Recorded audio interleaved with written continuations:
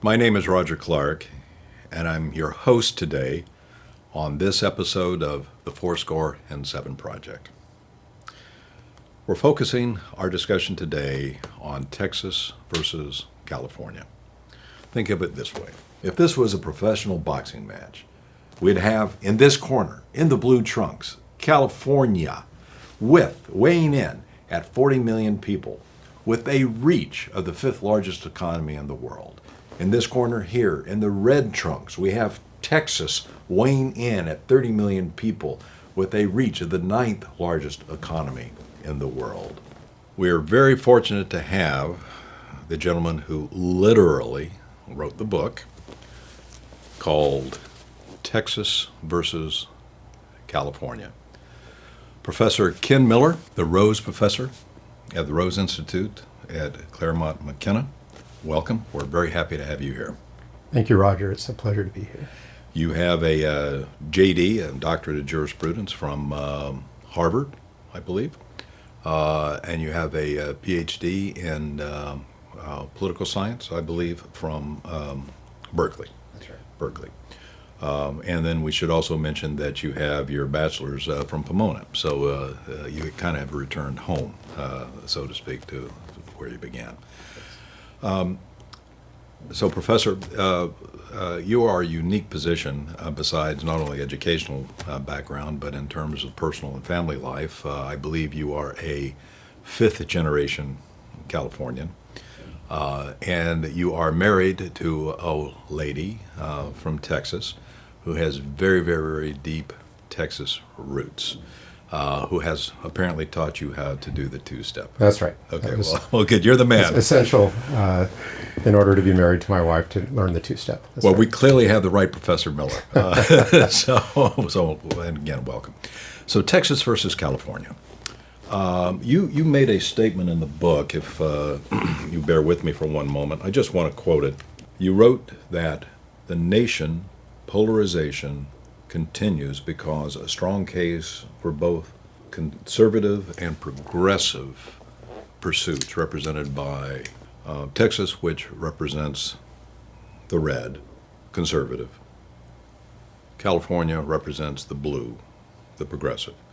And you said both make a credible claim for a hold on the political life of this country because each presents a viable economic, social, and political model, I believe. With that as a starting point, you talk about Texas and California being sibling rivals. You're going to have to explain that. I'll start with the similarities, and then we can talk about some of the differences. So the metaphor of siblings comes to mind because these two states that we think of as being absolute polar opposites in our political life today, which they are, actually have a lot of similarities. And I tease that out in the book, but the similarities begin with origins, that both of these states were originally in the modern period part of Spain and then later Mexico. They were both targets of westward expansion by Americans moving west in the 19th century. They were both colonized essentially by Americans in the 1820s forward. They both joined the Union in very close proximity, Texas 1845, California 1850, in connection with the conflict with Mexico, the Mexican-American War during that period. And they were both high-growth states throughout their history, and that's changing in California today, which we can get into later. But throughout their history, California and Texas have been a magnet for people from across the United States and around the world to grow to, as you mentioned, the two largest states in the Union, both in terms of population and economy. Other similarities are both border states, so they have strong connection still with Mexico and Hispanic influence in both states. They're both border states and Sunbelt, southwestern states. They both have very diverse population. They're one of a handful or two of a handful of states in the United States where whites are not in the majority in these states. They both have identical percentage of Hispanic population. As of the most recent census estimates, 40.2% of the population of Texas is Hispanic, 40.2% of the population of California is Hispanic. And so they're very ethnically, racially, culturally diverse places. And then I think maybe most surprisingly to a lot of people, these two states have had a history of overlapping politics. So the statistic I like to share with folks is that between 1928 and 1988, that was 16 presidential elections between 28 and 88, California and Texas voted for the same candidate in 13 out of those 16 elections. 7 times for the Republican presidential candidate, 6 times for the Democratic presidential candidate. So during much of the 20th century, these two states were overlapping politically. And if you dig deeper, California was the Republican state and Texas was the Democratic state, right? Back at a time when the southern part of this country was Democratic, although albeit conservative Democratic, and there was a Republican party in this country that was sort of moderate progressive, and that was what California represented, sort of a moderate republicanism. And so it's a very interesting relationship between these two states that goes very deep in terms of the connection and the overlap.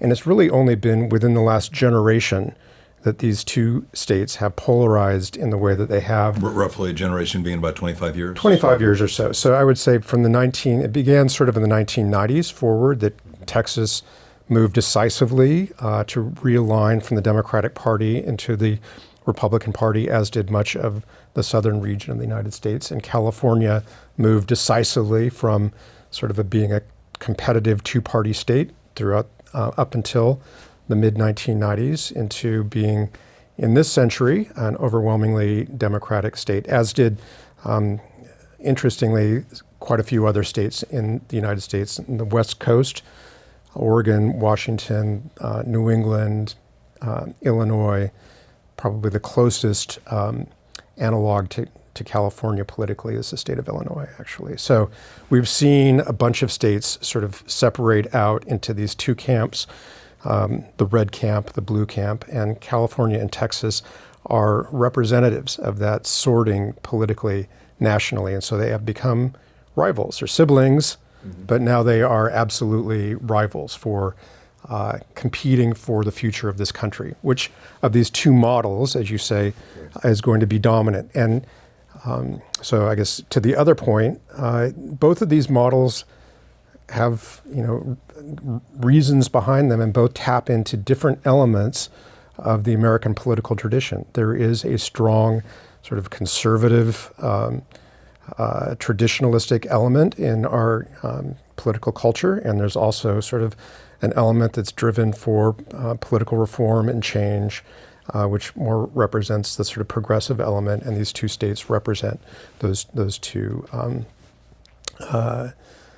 ways of thinking. So the obvious question, Professor, is what the hell happened? So you have states that seem to be in lockstep in so many ways, and over the last 25 years, one has gone red, and the other is blue. I guess maybe the first question I should ask is how much time do we have today to answer that question? But a good summary would be what? Yeah, so I spent that first half of the book, I think 6 or 7 chapters, trying to explain how California became blue and how Texas became red. And I point to a number of different factors, and they're all sort of related to the overall realignment and polarization of the United States as our politics have evolved over time. So some of the things I point to is origins. So even though, as I've said, California and Texas had a lot of commonalities in their origins, there was one critical difference, which was California aligned with the North in the sectional crisis and the Civil War and Reconstruction, and Texas aligned with the South. And so that had long-term implications for their political development.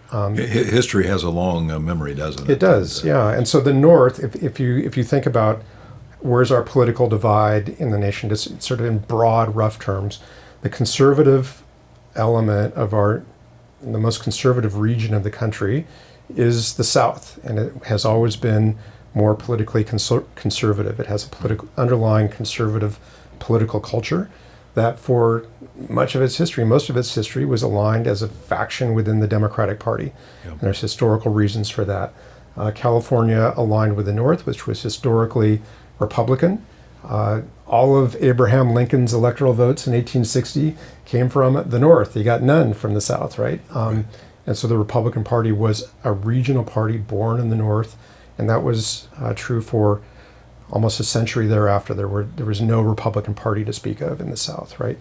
But as issues developed over time, as there were developments within the Democratic Party to sort of embrace a new set of issues, whether it's civil rights or a more sort of progressive view on a lot of social issues, on foreign affairs, defense, military issues. It became more the pacifist party, where the Republican Party was more internationalist and strong for a strong military.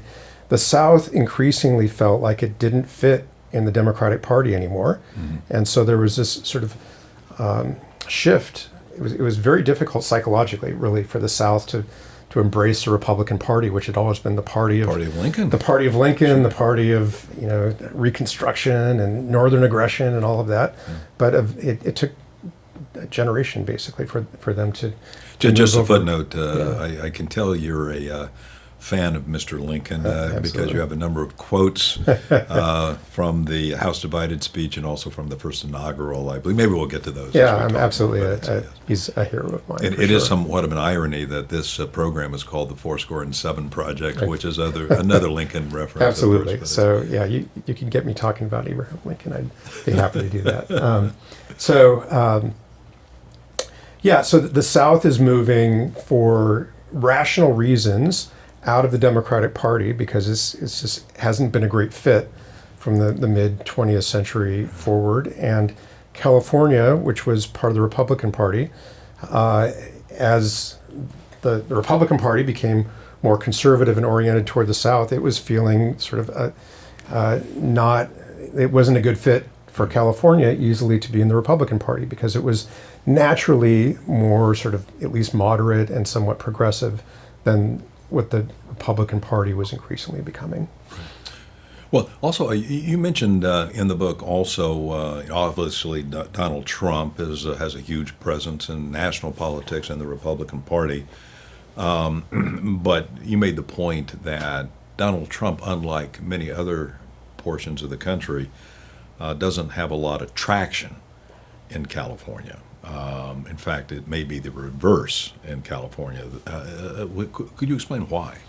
Yeah, so I would say it's partly demographic, partly economic, partly, and I think probably most importantly, the political culture of the state, which is the Republicans that were popular in California were Republicans that appealed to the growing middle class, suburbia, largely educated, professional Californians, and not so much sort of the core base of the Trump coalition, which is working class, non-college educated, mostly white, but not exclusively white folks. And so that population, which was never sort of dominant in California anyway, to the extent that they have been here, that's the people who tend to be moving out of state to other places. The crowded out working class, middle class, white population has diminished in California as a percentage of the whole.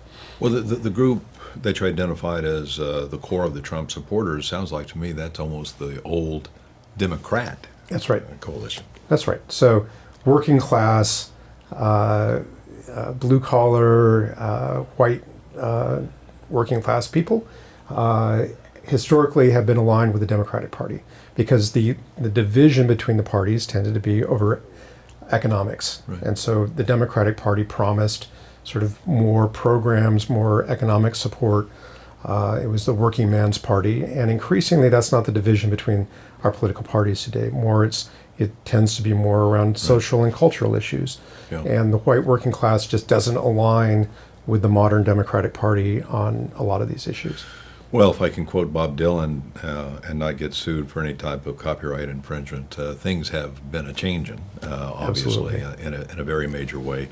And you know, we throw out red and blue casually, and most of us identified strictly as a political, red being Republican, blue Democrat.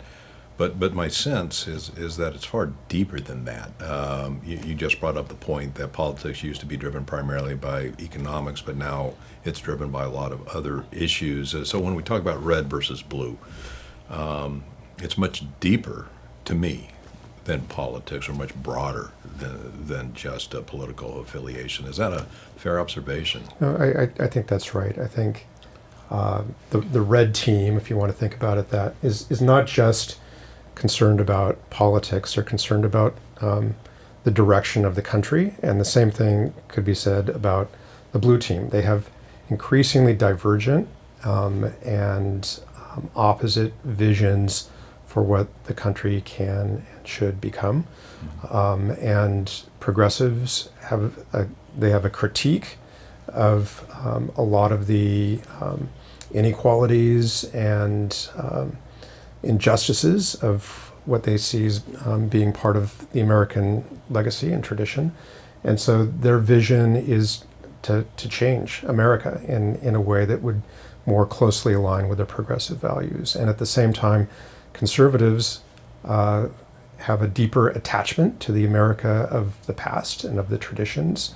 And so they're very concerned about undermining or changing the traditional understanding of what the culture and the purpose of this country is. And so it goes beyond just elections, and elections are seen, I think, in an almost existential way, because it's feared by both sides that if the other side gains control of power in Washington, D.C. and in the States, then it's going to change the country in a way that threatens their vision of the good.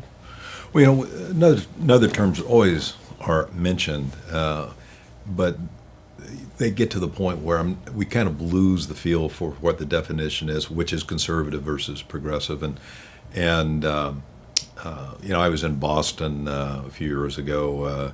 I have a son who went to Boston College, so we were, I believe it was outside the city hall, and there is a statue out there with an inscription, and I think the statue, I'm going to get this wrong because I'm vaguely recalling it, but what I recall is that it was a conservative that was standing hands out against the weight of humanity, and the line was conservatives standing against progress, or something like that. And I kind of asked that as a preface. Are conservatives always just, no, I don't want to change, let's keep it the way it is, or are they different, broader? Well, I mean, it depends on the conservative and on the issue. I mean, I think there is a trait within conservatism to want to conserve, which means to resist change that they think is a change for the worse. I mean, it's partly a view of change. Right. I think progressives almost want change for its own sake, believing that the existing order is fundamentally flawed and needs to be reformed and changed. And as I say, conservatives have a deeper appreciation for the existing order and want to conserve more of it. That being said, conservatives, if you take an example like Ronald Reagan, was very much a change agent in American history, that he believed that the country had adopted some policies that during the New Deal and the Great Society and thereafter that needed to be undone or reversed or curbed. And so he was, advocating a different way. And so it's not just always saying no, it's sometimes saying yes to a vision that more closely aligns with one's view of what America should be. Well, I suppose there's no perfect answer. It kind of reminds me of the month of January. Now, where I'm going with this is January is named after the Roman god Janus, uh, which was a god that was a double-headed god, looking forward and looking to the back, which I think was the beginning of the year on the Roman calendar, and they were trying to indicate that the best of both worlds would be people and politics and society that could both have an eye on the hill up ahead as well as an eye on the hill that they just came over. But I'm not sure that the way we deal with progressives and conservatives today, that either group would fall within the category of a Janus category. Is that fair? No, observation? I don't think it's.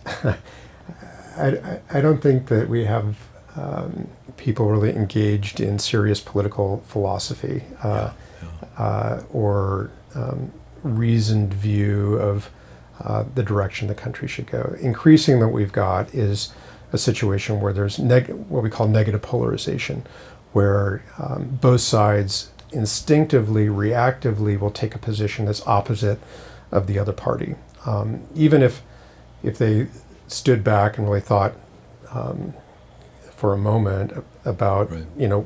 What the policy actually entails, then they might actually in principle be okay with some elements of that policy. If it's proposed by the other side, then there's just kind of like this negative immediate reaction to that. So that's the nature of our politics, unfortunately, is it's increasingly reactive and polarized in that way. Sounds increasingly emotional as opposed to logical, too.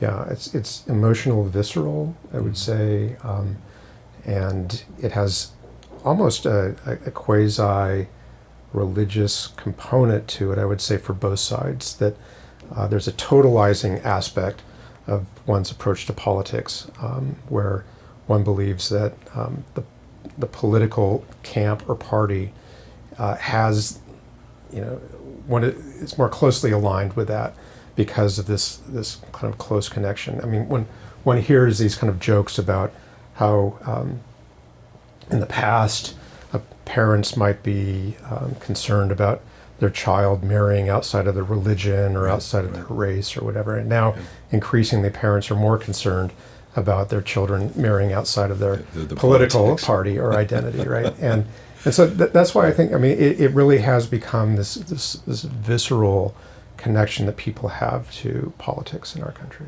Well, looking at even a broader sweep, it's almost like we're the reverse of where our founders were, famously the period of the Enlightenment, and which was so what was kind of an outgrowth, it seems to me, of Descartes and the scientific method, at least in the political social scene, is that you propose the hypothesis and you test it. If it's wrong, you revise the hypothesis. I think, as I understood what you just described, that's not where we are anymore, because you may propose the hypothesis and the other side is going to instinctively reject it without testing it. Are we dumbing down as a society?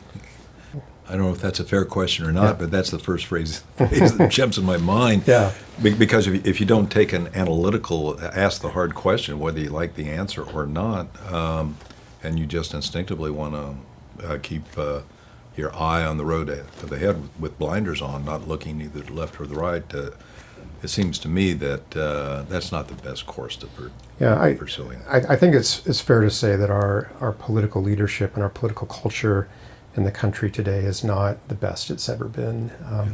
One of the things that I and my colleagues like to do in our classes in Claremont is to assign the Federalist Papers, and that's a very high level explanation of our system of government, of the theory underlying the Constitution. There was actually a very high level debate between the Federalists and the Anti-Federalists over whether this was the direction to go, whether it was faithful to the Revolution, whether it was constructing a government that would preserve liberty and advance the interests of the country. And this has famously been given a little bit more notoriety through the musical Hamilton, where there's a reference to the Federalist Papers. And so Which, by the way, my wife and I just saw that in London, of all places. Fantastic. First right? time we saw it, and we were forewarned, let me know how the British crowd in London receives the portrayal of King George III.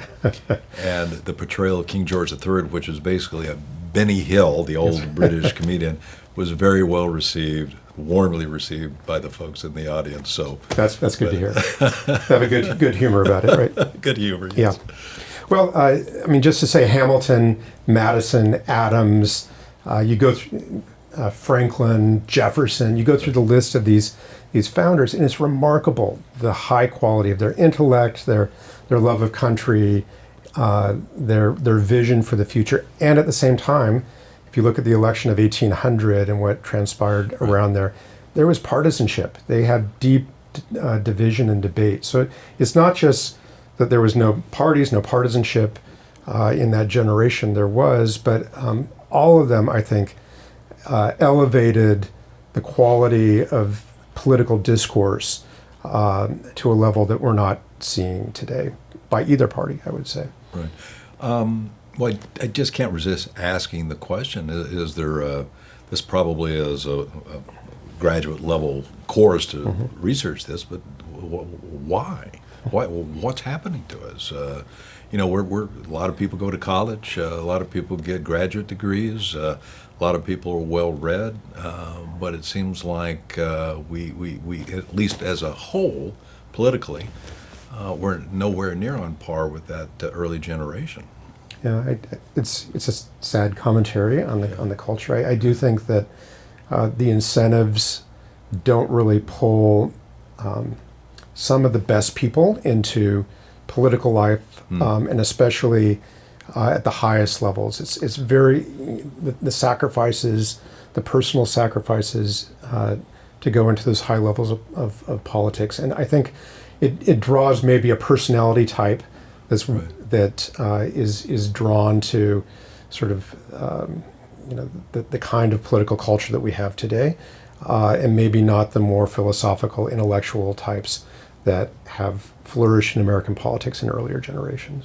Interesting. There is I suppose at a certain level we get the political leaders that we deserve, but I guess underlying what you just said is that we've made holding political office undesirable for many people, maybe because it's financial, you have to raise so much money to campaign, or because of all the vitriol that they have to sustain as candidates and elected officers. I mean, you think about the branch of our government that's supposed to be farthest removed from politics is the judiciary and the Supreme Court, and you think about what the confirmation battles are like for a lot of the people who are nominated to that court. I mean, who wants to be nominated? I mean, the personal exposure of not just yourself but your family to the very partisan attacks, and that's sort of an example of how the coarsening of politics, I think, makes it difficult for a lot of very good people to want to say, I'm ready to sign up for that. So, of course, Americans were all famously centered on North American U.S. culture, society, politics, and we very rarely venture outside our own borders to get a comparison to what's going on in the rest of the world. But what we're talking about occurring elsewhere in Europe and other places where there's representative democracy? Yeah, so I can't claim to be an expert in terms of the politics of other countries. I'm not a comparativist, but just as a consumer of news, it is clear that there's been a coarsening of politics, at least throughout the West, with the rise of populist movements and such. And so it's not just a U.S. only phenomenon, I would say, but I would venture to guess that the United States is leading the league in coarse politics, right? Not necessarily a category we want to be number one in, but we have the distinction. So I was always taught, follow the money, and meaning that if you want to get the explanation for motivations, just follow the money. And when it comes to politics, my first instinct is, well, why is one place red, another place blue? And I tell myself in my inner voice, well, we'll follow the money. What's the economy doing? Who's employed? And what traits and attributes that particular economy bring with it. But as I say that, I'm not so sure that it explains everything, because I get a sense there's a deeper ideology at play that in some ways may be resistant to the follow the money explanation. Yes, follow the money is part of it, but it's almost, you could tell the folks in the Soviet Union, for decades, that they're not doing well economically compared to a capitalist economy, but until the sky was about ready to fall, no one was ready to change how they approached their planned economy. Here, do you have a sense on, when we talk about the red-blue divide, is it just economies that are doing this, or is it a lot more that's going on? Well, I would say ultimately it's probably the political culture, the ideology that's the dominant factor. But I do think that economics plays a role in understanding our red-blue divide. So if you just compare California and Texas, Texas thrives on a couple of things. One is exploiting natural resources. It's the biggest energy producing state in the country, and it's oil and gas, as everybody knows. Fracking was invented in Texas, and it led to this enormous explosion in the productivity of oil and natural gas in the United States. The refineries are in Texas. So that is a central part of the Texas economy. That's one thing. The other thing is low cost. What Texas can offer businesses that are looking for cutting costs is that if you bring your business to Texas, we'll have lower taxes, lighter regulations, lower labor costs. You can be more profitable in this environment. Does Texas make that promise, but does Texas deliver? Absolutely. It does deliver on that promise. The tax structure, the regulatory structure, the labor cost, the cost of land, all of that is cheaper in Texas than in blue states. And so that's why you see a Charles Schwab or a Toyota USA, or a lot of these companies that have picked up from California, other places, to Texas and other red states. That's why. It's not because the weather's better in Texas. It's not because the cultural amenities are better in Texas. It's because it's cheaper. It's more cost effective. And so, if you look at Texas, the economic foundation underpinning of that state is resources, being willing to and encouraging the continued use of fossil fuels, as well as a broader sort of energy economy, and then the low cost of doing business. Those align with conservative or Republican policies, right? On the other hand, California has aligned its economy in a way that is more sort of suited for a progressive political structure. So what do I mean by that? California, a half century and more ago, was a big manufacturing economy. There were auto plants and defense plants and all of that throughout the state. Auto manufacturing gone, for the most part, from California. Other heavy manufacturing gone. The aerospace industry largely gone. And so what's replaced it? Is largely trade, and so logistics around the port of Los Angeles and Long Beach, but also, more importantly, the tech industry and Silicon Valley, which is the absolute driver of California's GDP, its economic prosperity, its revenues to the state.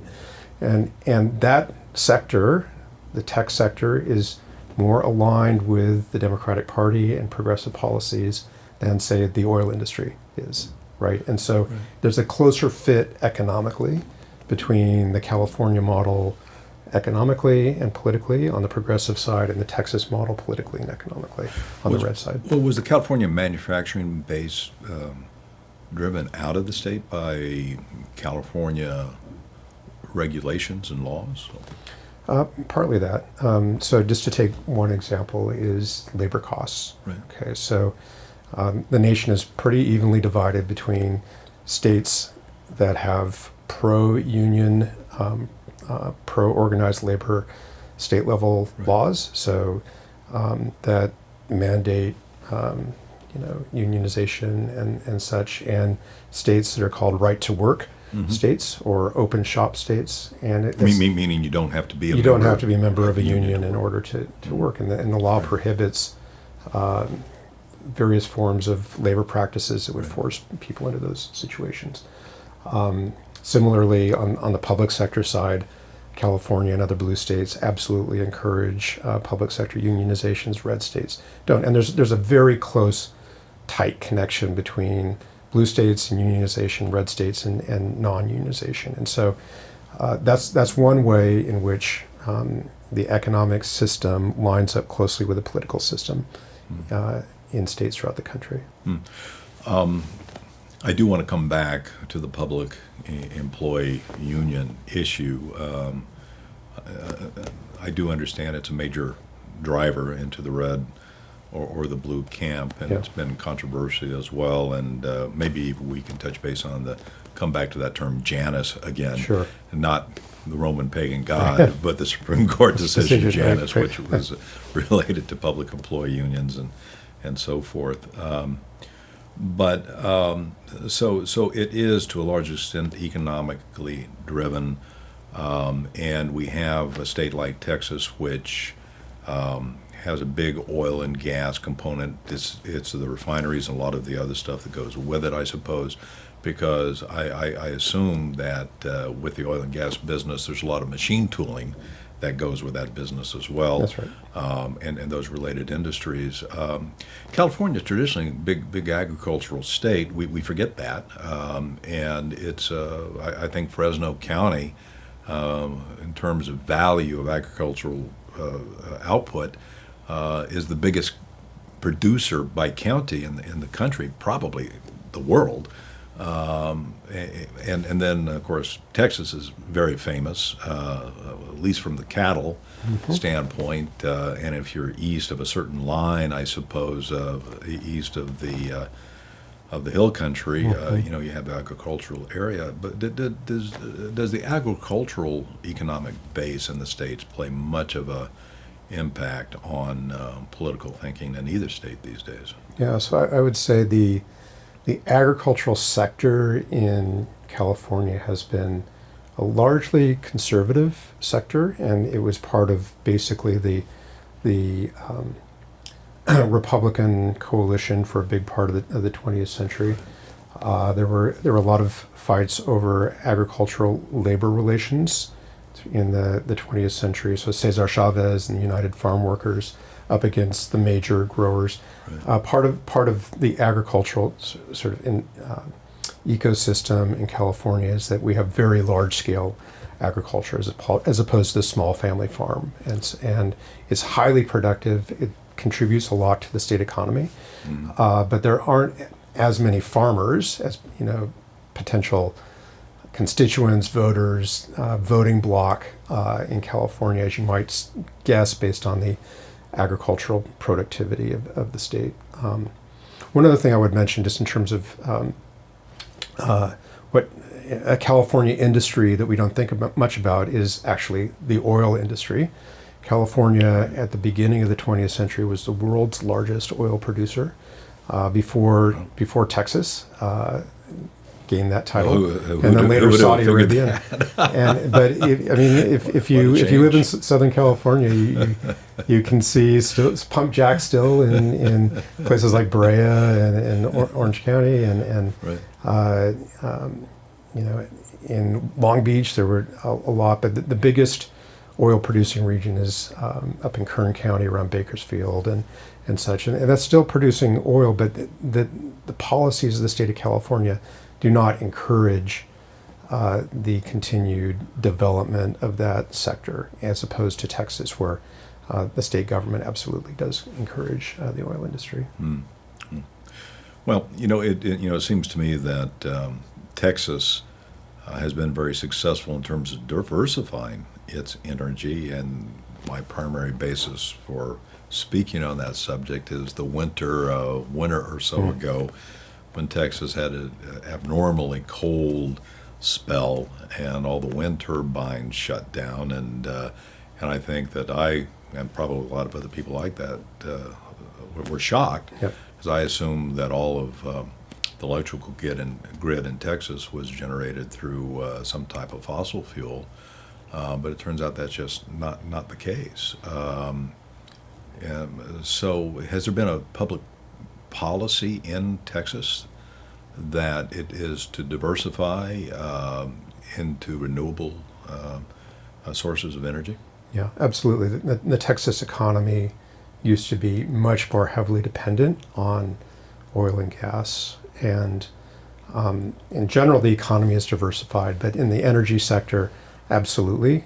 Going back to when George W. Bush was governor Right. of Texas, he encouraged the development of alternative energy. And it's really been a little bit through public policy, but it's really been more through market incentives that Texas happens to have a lot of sunshine and a lot of wind, especially West Texas. Mm-hmm. And it's economically profitable to build wind turbines and and install solar panels and generate electricity at a rate that can be economically profitable. So it hasn't been through mandates by state government as much as it's been through the private sector seeing an economic opportunity and moving into it. And it's been remarkable. Texas Would is... that be the old traditional capitalist? That's the capitalist, profit. It's the profit motive driving Yes. a situation where Texas is now the largest wind producer by a large margin of any state in the union, and That's it's above California. above California by far, right? And it's moving up in solar as well. There's candidly some pushback among some conservatives in Texas that trying to say, well, maybe we shouldn't be as invested in alternative energy partly because we might end up with these situations like Right. with the big freeze a couple of years ago. Right. But more generally wanting to protect the oil and gas industry, I think. But I think most of the business interest in Texas embraces the idea of being all energy and producing, both in the fossil fuel and also in the alternative renewable energy sectors. So would it be a true statement then that the electrical grid in Texas has a higher percentage attributable to renewables than California does? Yes. Well, Yes.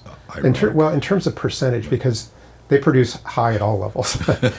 We actually don't produce enough electricity to supply our needs in the state. We have to import electricity from out of state into California, whereas Texas is a net exporter, right? And so they produce a lot of electricity and energy generally. And in absolute terms, Texas produces more renewable energy. In terms of percentages, I'm not quite sure where it would fit. How did California get in the position where we have to buy our electricity from other states? Well, there's a demand, which is people want the lights to turn on, right? And we need electricity, and we have chosen not to produce in various different ways. So what are the various ways that electricity is produced in the state? Historically through fossil fuels, and that's increasingly the state is wanting to shut down those sources of electricity. The second source is hydroelectric, and we do have large dams that produce some electricity, but there's been no construction of new dams in the state. A third and huge source has been nuclear reactors, and we used to have 3 large ones. We're down to 1, and that's slated to be shut down. And for a generation or more, we've built no new nuclear reactors.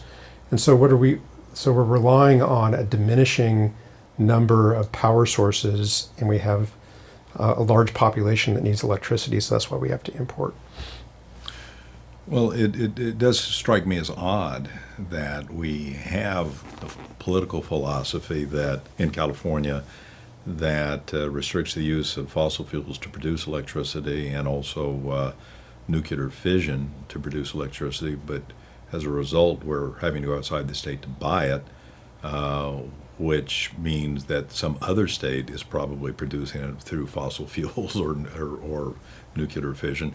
But to the California consumer, I suspect it probably means that the California consumer is paying a higher price for that electricity. Well, we pay way more for electricity than most other places. And it's supply and demand, right? If we were generating better supply, if we had more nuclear plants or whatever source, then that could bring electricity rates down, but we don't. The philosophy of state policymakers is that we need to move to all renewable, and they don't count nuclear as being a renewable energy source. And so the policy is toward more wind and solar, which are the two primary sources.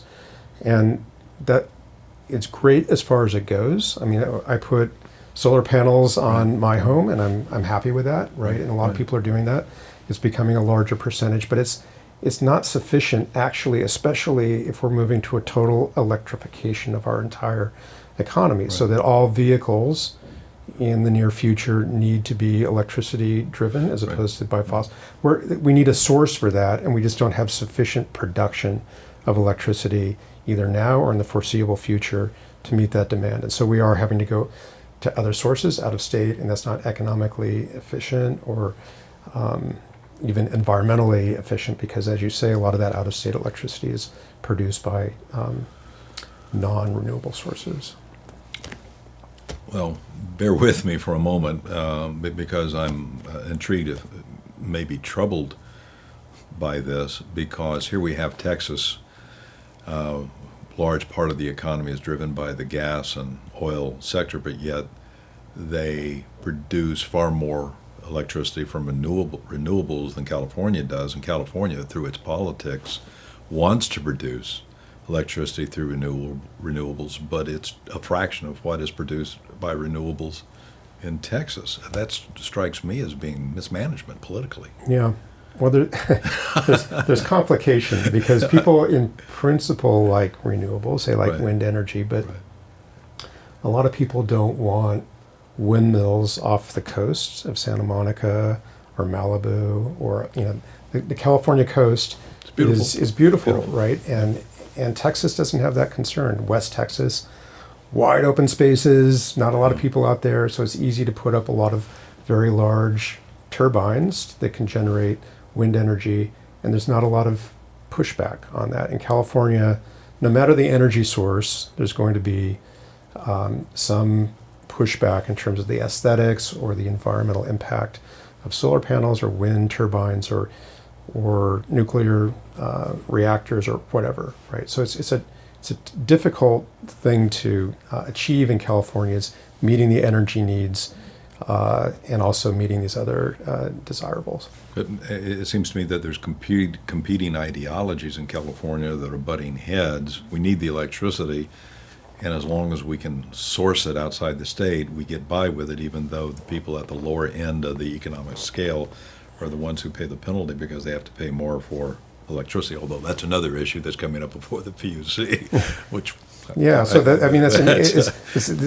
conflict is that on a lot of these policies, the progressive ideology, which promotes things like environmentalism or labor rights or things like that, one can be on board for that. But if you think about cumulatively what the economic impact is, it oftentimes can just raise the cost overall of goods and services in California and makes it prohibitively expensive for working class people and poor people to live in this state without subsidies from the government. And so you get into this kind of cycle where it's too expensive to live here unless the government subsidizes you. And the more government subsidies there are, the more expensive government is, and it needs further revenues. And it's a different model than sort of the low-cost model that Texas or other red states pursue. Well, the reference I had to the PUC, the Public Utilities Commission in California, I think the state legislature a couple of years ago charged the PUC with creating a charging mechanism that isn't based upon consumption only, but includes an extra tax based upon income or wealth. I'm not sure whether it's a combination of income and wealth. Yeah. or both, or one or the other. Yeah, so it's essentially a socialization of electricity bills, so that everybody would pay sort of an opening rate for electricity that would be based on their, I can't remember whether it's income or wealth, Right. and then there'd be a sort of a rate fee on top of that. But poor people would start at a much lower base rate, and wealthier people with a higher base rate.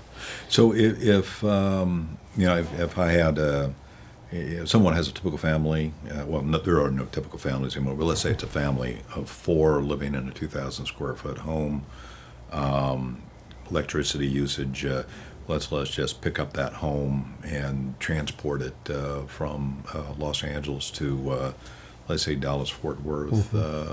How much less would that family expect to pay percentage-wise for electrical use? Yeah, I don't know the current figures, but I wouldn't be surprised if it's half the utility bill in Texas that it would be in California. Well, that's shocking, actually. It's,